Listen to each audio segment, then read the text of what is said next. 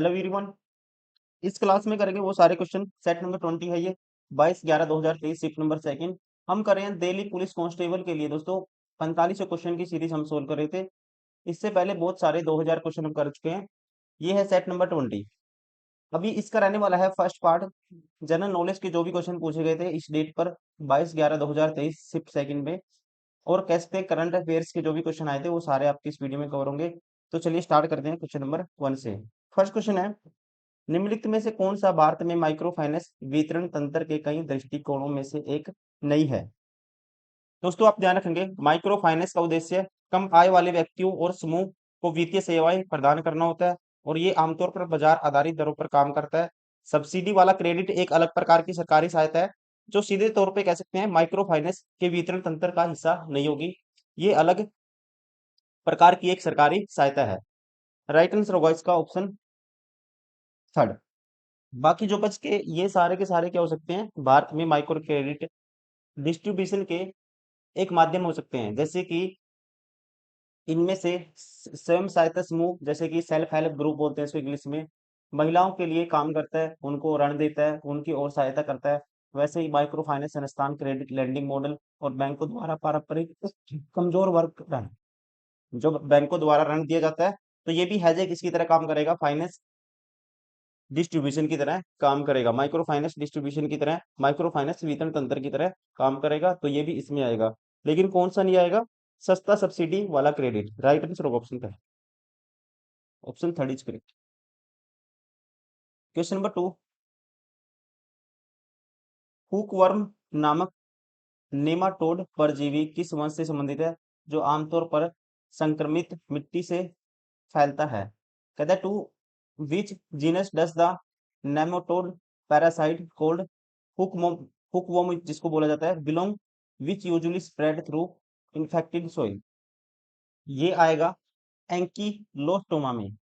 वर्ग का नाम है, किसमें आएगा, एंकीलोस्टोमा। और इसका जो होने का कारण है ये होता है पानी की कमी की वजह से, और कह सकते हैं स्वच्छता की कमी की वजह से। और ये जो हुकवर्म है दोस्तों, ये भी ध्यान रखना है, हुकवर्म क्या है, अपने आप में एक पैरासाइट है जो छोटी आंत में रहने वाले लार्वा और कीड़ों की वजह से आंतों को खराब कर देगा और एक बीमारी पैदा कर देता है। Option third. किसके अंदर वर्ग का नाम है, इसने बोला है कि कौन से वर्ग में आएगा ये आएगा कौन से वंश से संबंधित है, वंश का नाम है ancylostoma. Question number 3, the adventures of Huckleberry Finn, the adventures of Huckleberry Finn was written by which of the following authors. ये किसकी है, जो मतलब ये स्टोरी है, किताब है, the adventures of Huckleberry fin. इसको लिखा था यूएसए के राइटर थे, 19वीं सदी में इसको लिखा गया था। नाम है mark Twain. Right answer option second. Question number 4, निम्नलिखित में से किसने इस बात पर भी बल दिया और प्रचारित किया कि वेदांत सभी का धर्म न कि केवल हिंदुओं का। ये कहा था 1893 में स्वामी विवेकानंद ने, जब उन्होंने अपना भाषण दिया था, कहाँ पे, शिकागो में। कहाँ पे दिया था दोस्तों, मोस्ट फेमस, कहाँ पे दिया था इन्होंने अपना भाषण, शिकागो में दिया था। तब इन्होंने ये संबोधन करते हुए कहा था कि वेदांत है जो सभी का क्या है, धर्म है, ना कि हिंदुओं का। Option 4 Swami Vivekananda, Swami Vivekananda. Question number 5, Minati Mishra को किस प्रकार के नृत्य में उनके योगदान के लिए पद्मश्री से सम्मानित किया गया था।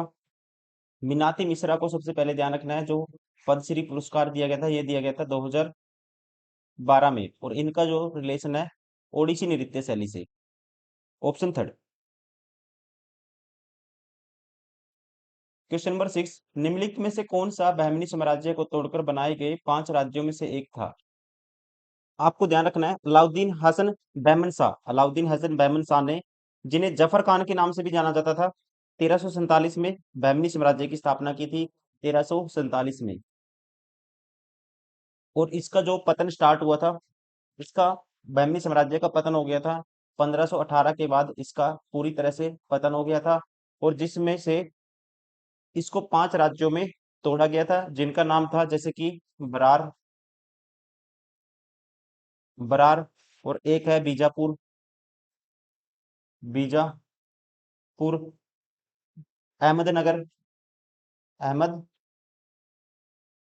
नगर, गोलकुंडा,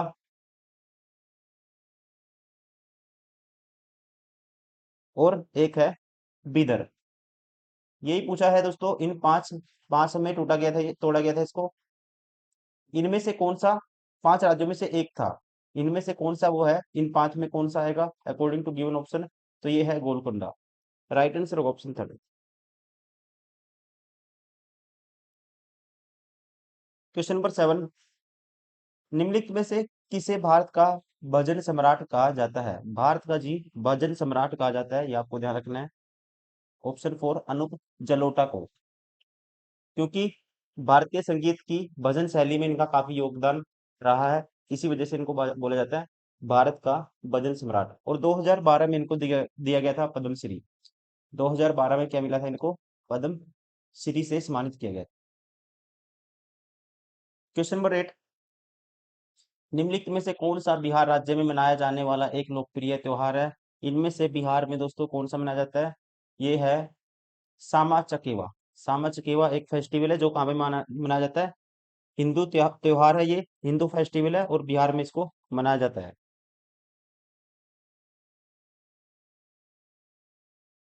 क्वेश्चन नंबर 9,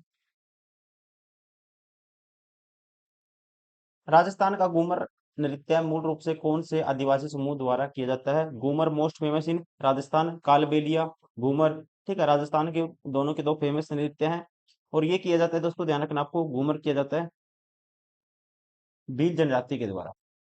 राजस्थान की भील जनजाति के द्वारा इसको किया जाता है, और इसमें जो पूजा की जाती है सरस्वती माता की पूजा की जाती है। कौन सी देवी की? सरस्वती माता।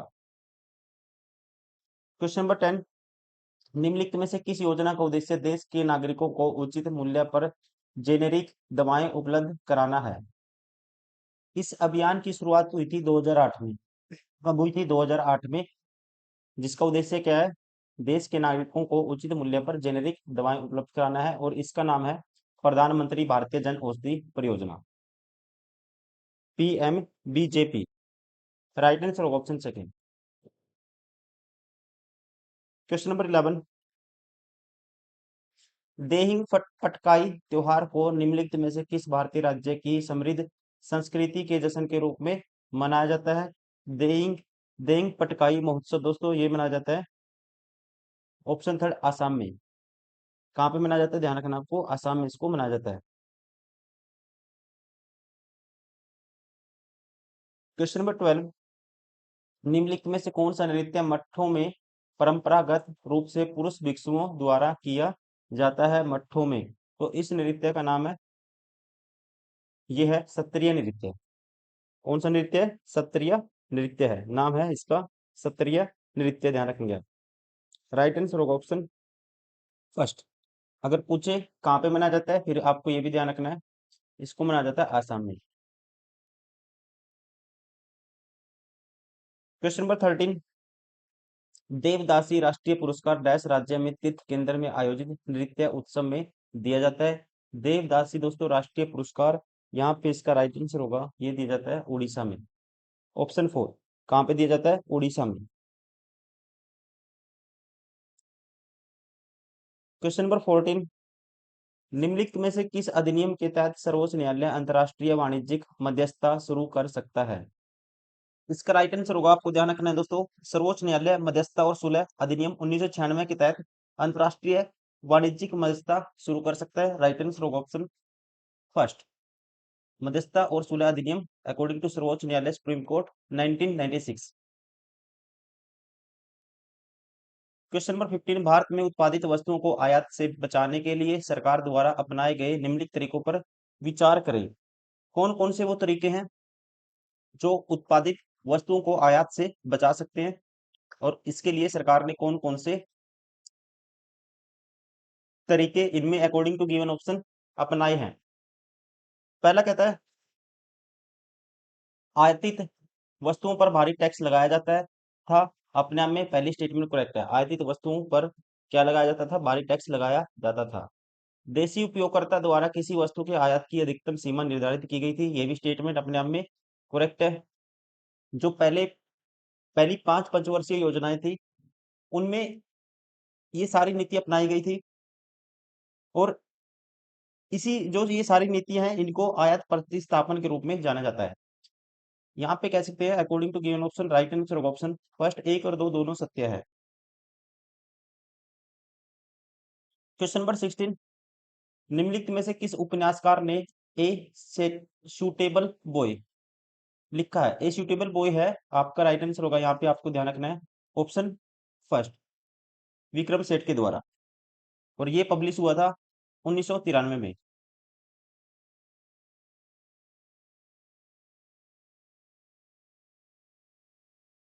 क्वेश्चन नंबर 17, वर्ष 1904 में अभिनव भारत नामक क्रांतिकारियों का एक गुप्त संगठन किसने बनाया था? आपको ध्यान रखना है दोस्तों, अभिनव भारत सोसाइटी की स्थापना 1904 में की गई थी। सबसे पहले डेट भी पूछ लेते हैं कई बार, कब की गई थी? 1904 में इस संगठन को बनाया गया था। किसके द्वारा? विनायक दामोदर सावरकर और उनके भाई, जिनका नाम था गणेश दामोदर सावरकर। विनायक और गणेश दामोदर सावरकर के द्वारा इस संगठन की स्थापना की गई थी। राइट आंसर होगा ऑप्शन सेकंड।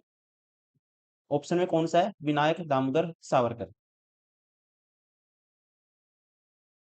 क्वेश्चन नंबर 18, कौन सा राष्ट्रीय जलमार्ग ब्रह्मपुत्र नदी से संबंध है?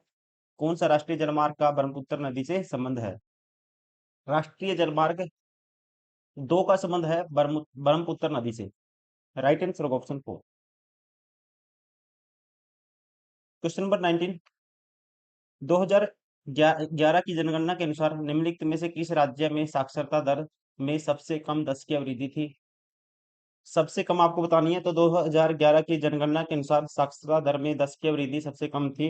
ये थी मिजोरम में 2.53%। राइट आंसर होगा option first, Mizoram. Question number 20, Bharat के संविधान ने निम्नलिखित में से किस अनुच्छेद के तहत अरुणाचल प्रदेश के राज्यपाल के पास कानून और व्यवस्था के संबंध में और अपने कार्यों के प्रभार से हटने से संबंधित विशेष जिम्मेदारी है? आपको ध्यान रखना है दोस्तों, ये है अनुच्छेद 371H। अनुच्छेद 371H अरुणाचल प्रदेश में किए गए प्रावधानों को संदर्भित करता है, जो राज्यपाल को उचित प्रशासन सुनिश्चित करने के लिए निर्णय लेने की शक्ति प्रदान करता है। अरुणाचल प्रदेश में राइट आंसर होगा ऑप्शन थर्ड, ये है आर्टिकल 371H, अनुच्छेद 371H। क्वेश्चन नंबर 21, लाल किले का निर्माण निम्न में से किस सम्राट ने करवाया था? आसान क्वेश्चन है। लाल किले का निर्माण करवाया था जी शाहजहां ने, option third. Question number 22, Simuka मौर्योत्तर काल के निम्नलिखित में से किस राजवंश का संस्थापक था? सिमुक था संस्थापक। राइट आंसर होगा, ये क्वेश्चन पूछा जाता है सातवाहन वंश का, option second.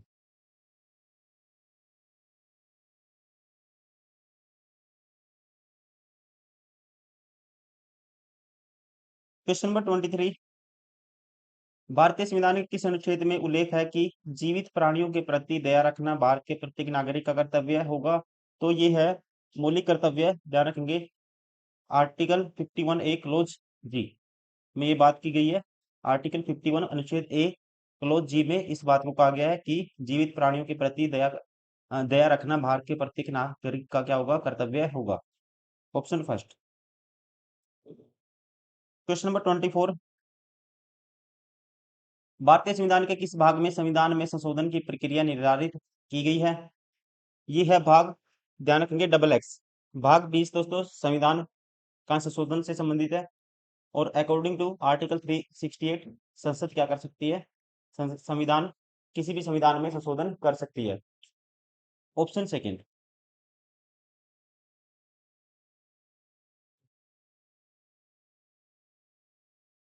Question number 25, Bharat की 2011 की जनगणना के अनुसार तमिलनाडु की साक्षरता दर कितनी थी? तमिलनाडु की साक्षरता दर ये मतलब कि दर्ज की गई थी 80.09%, ऑप्शन सेकंड।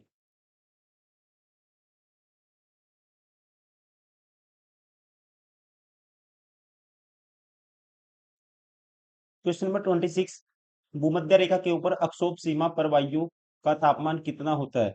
अक्षोभ मंडल क्या होता है? वायुमंडल की सबसे निचली जो परत होती है उसे बोलते हैं अक्षोभ मंडल। और ऊपर अक्षोभ सीमा पर जो टेम्परेचर होता है ये आपको ध्यान रखना है, लगभग ये होगा -80 degree Celsius. Option first, right answer option first, -80 degree Celsius. Question number 27, निम्नलिखित में से कौन सा विकल्प पृथ्वी की सतह के ऊपर या उसकी और लावा के संचलन में शामिल है? अब देखिए लावा दोस्तों कैसे बाहर निकलता है, लावा का संचलन कैसे होता है? ज्वालामुखी घटना से होता है। ज्वालामुखी जब मतलब कि विस्फोट होता है तो लावा का संचलन होता है, लावा बाहर निकलता है। राइट आंसर ऑप्शन फर्स्ट कह सकते हैं, ज्वालामुखीय घटना। क्वेश्चन नंबर 28, हरित क्रांति किसका उदाहरण है? हरित क्रांति किसका उदाहरण है? तो यहाँ पे इसका राइट आंसर होगा, हरित क्रांति में क्या हुआ था देखो, सबसे ज्यादा गेहूं का पूछेगा, हरित क्रांति में सबसे ज्यादा उत्पादन किसका हुआ था? गेहूं का। गेहूं और चावल पे ज्यादा फोकस किया गया था, गेहूं का उत्पादन सबसे ज्यादा हुआ था इन, कह सकते हैं मोस्टली इन पंजाब। साथ ही साथ ये भी आपको ध्यान रखना है, इसमें जो हाई उपज मतलब फसल की हाई उपज वाले बीजों का यूज किया गया था जिनको नाम दिया गया था HYV। तो हम ऑप्शन में क्या कह सकते हैं, प्रौद्योगिकी कृषि उत्पादन में क्रांतिकारी परिवर्तन कैसे ला सकती है? तो यहाँ पे इस चीज पे काम किया गया था, मतलब कि प्रौद्योगिकी मतलब टेक्नोलॉजी का यूज किया गया था, जिसमें किसका यूज हुआ था? HYV, हाई उपज वाले बीजों का, और जिससे ज्यादा उत्पादन हुआ था गेहूं और चावल का। और पूछेगा इसका जनक किसे कहा जाता है? हरित क्रांति का जनक कहा जाता है स्वामीनाथन को, MS स्वामीनाथन को। Right answer option first.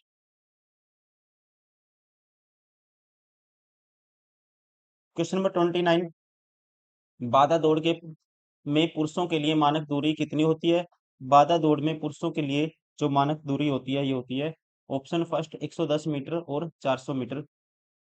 110 metre और 400 मीटर ट्रैक का यूज किया जाता है। क्वेश्चन नंबर 30, भगवान विष्णु को समर्पित खजुराहो का लक्ष्मण मंदिर किस शैली की मंदिर वास्तुकला का उदाहरण है? सबसे पहले आपको ध्यान रखना है, भगवान विष्णु को समर्पित खजुराहो का जो लक्ष्मण मंदिर है इसका निर्माण करवाया गया था चंदेल राजा दंगा के द्वारा, चंदेल राजा दंगा के द्वारा 954 ईस्वी में चंदेल राजा दंगा के द्वारा इसका निर्माण किया गया था। और ये उदाहरण है किसका? नागर शैली का। इसमें क्या है दोस्तों, इसमें ऊंचे चबूतरे पर बहुत सारी सीढ़ियां बनी हुई है, और इन सीढ़ियों के द्वारा ही मंदिर तक पहुंचा जाता है। और ये किस किस में आता है? ये नागर शैली में आता है, ऑप्शन थर्ड।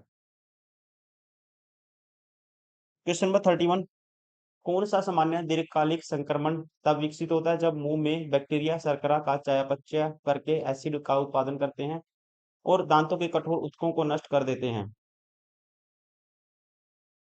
इसे बोला जाता है, इस संक्रमण को बोला जाएगा, इसे बोलेंगे डेंटल कैरीज, दंत क्षय।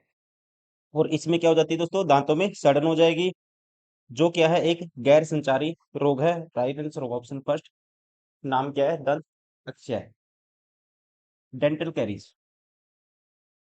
क्वेश्चन नंबर 32, ऋग्वेद संहिता में डैश पुस्तकें शामिल है? दोस्तों ऋग्वेद को सबसे पुराना वेद है, सबसे पहले तो ये पता होना चाहिए, 4 वेदों में सबसे पुराना वेद कौन सा माना जाता है? ऋग्वेद माना जाता है। इसमें 1000 से अधिक भजन है जिन्हें सूक्त कहा जाता है। 1000 से अधिक क्या है? भजन है इसमें जिनको सूक्त कहा जाता है। और इसमें इसको 10 पुस्तकों में डिवाइड किया गया है, विभाजित किया गया है, जिन्हें हम क्या कहते हैं? मंडल कहते हैं।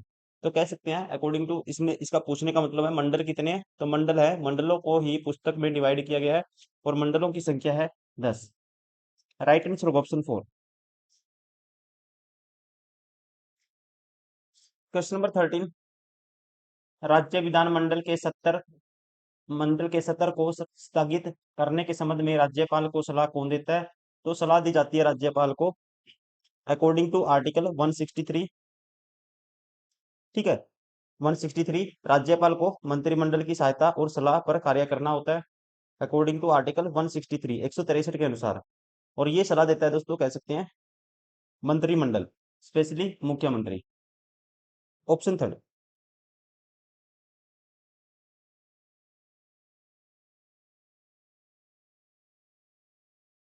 क्वेश्चन नंबर 34, अपने सूफी और लोक संगीत गायन के लिए विख्यात भारतीय लोक गायक मामे खान किस राज्य से हैं? मामे खान का संबंध है राजस्थान से। राजस्थान के ये क्या थे? लोक गायक थे। Right answer option first Rajasthan. Question number 35, निम्नलिखित में से किस राज्य में 44वां शतरंज ओलंपियाड आयोजित किया गया था?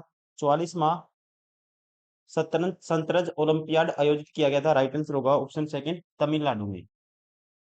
क्वेश्चन पूछेगा वर्तमान में कौन सा शतरंज ओलंपियाड आयोजित किया गया था? दोस्तों अभी वर्तमान में किया गया था 2024 में, लास्ट जो हुआ था ये हुआ था 45वां। कौन से नंबर का था?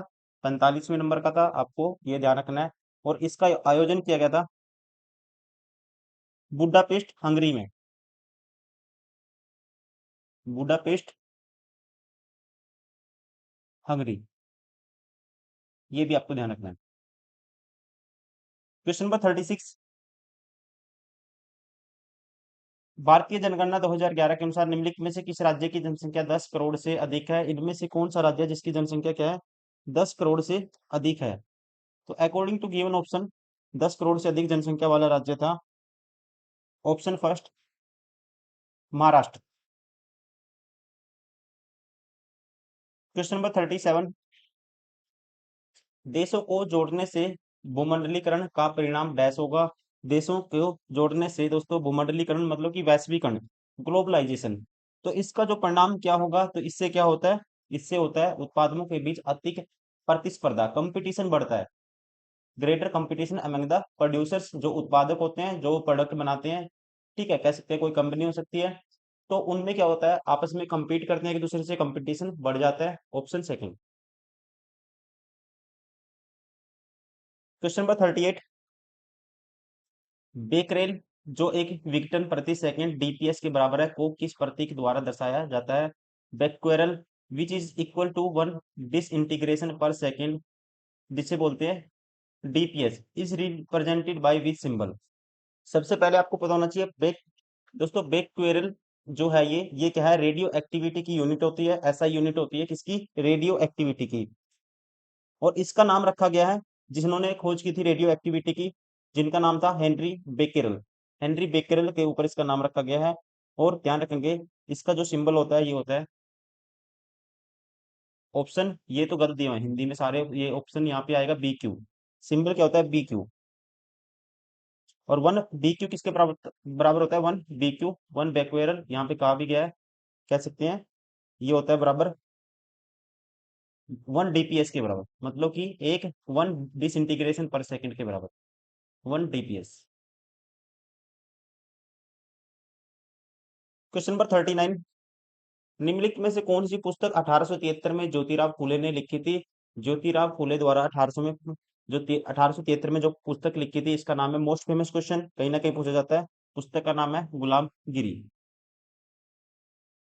क्वेश्चन नंबर 40, किस वर्ष से भारत में जनगणना हर 10 वर्ष में होने वाली एक नियमित प्रकार की बन गई है?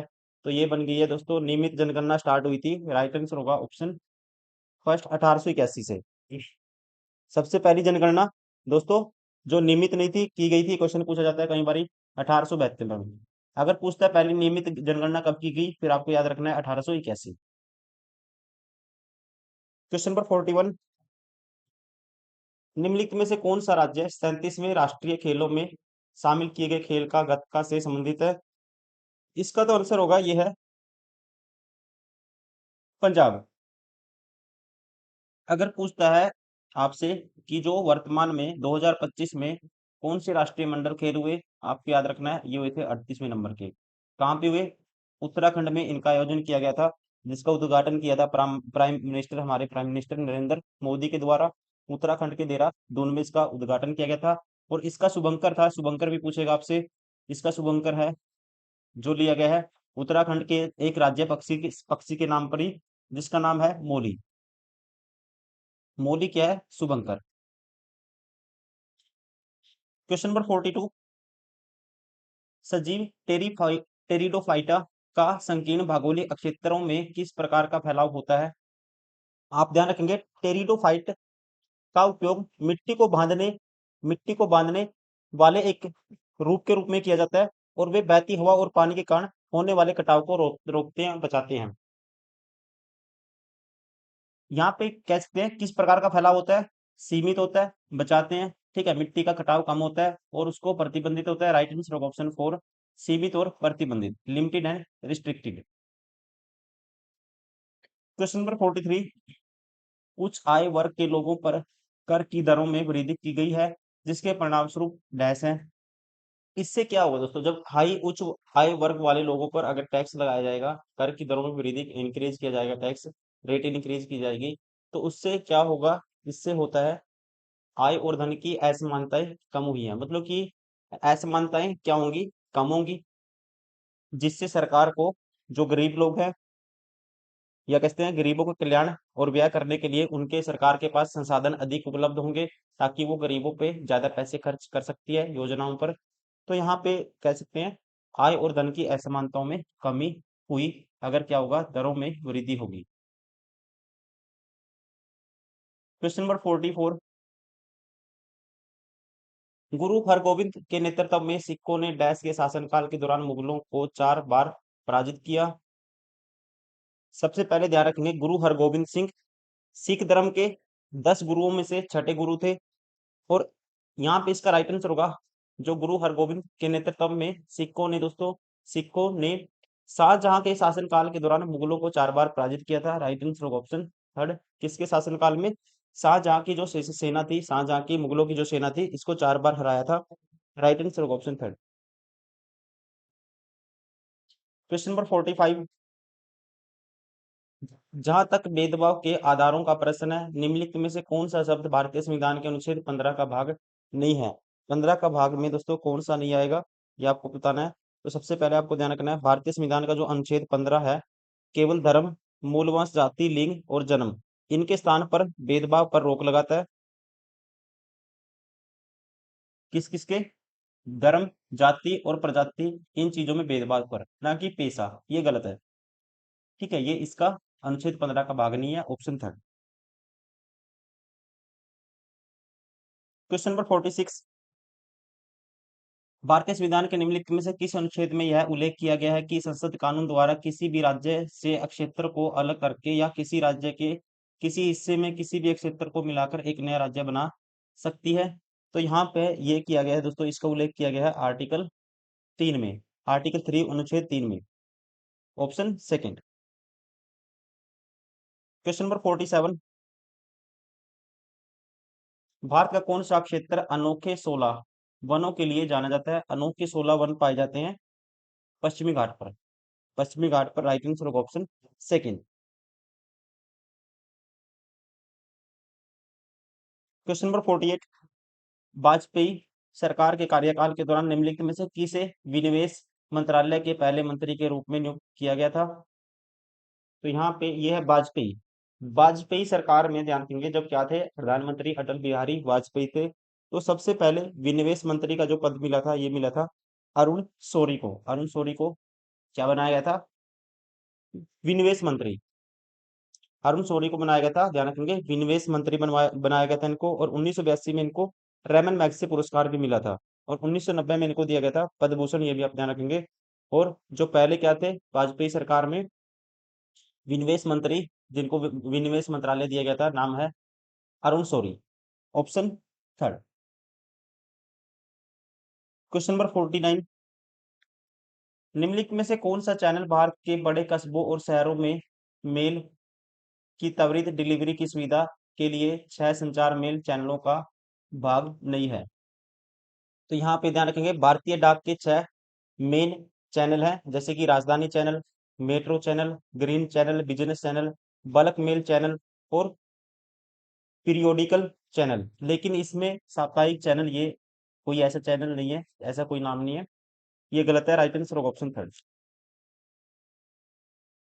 ठीक है, ये सारे के सारे क्या करते हैं, शहरों में, शहरों के बीच मेल की जो इंटेंसिटी है उसकी डिलीवरी को क्या करते हैं, इंक्रीज करते हैं, डिलीवरी देते हैं मेल्स की, या कह सकते हैं डिलीवरी की सर्विसेज प्रोवाइड करते हैं।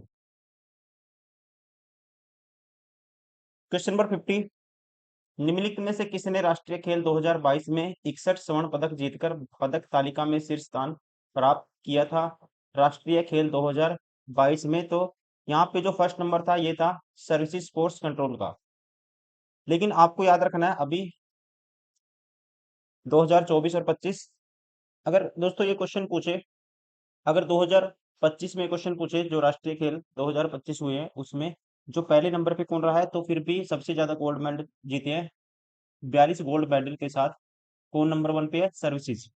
सर्विसेज मतलब सर्विसेज स्पोर्ट्स कंट्रोल बोर्ड, इसको पहला स्थान मिला है। कौन से नंबर के राष्ट्रीय खेल थे? 38वें नंबर के थे। कहाँ पे हुए थे? उत्तराखंड में इनका आयोजन किया गया था। शुभंकर क्या था? मोली। टॉप पे कौन रहा है? सर्विसेज। टोटल कितने गोल्ड मेडल जीते हैं? 42। और दूसरे स्थान पे पूछे फिर रहेगा कर्नाटक, और तीसरे नंबर पे है महाराष्ट्र।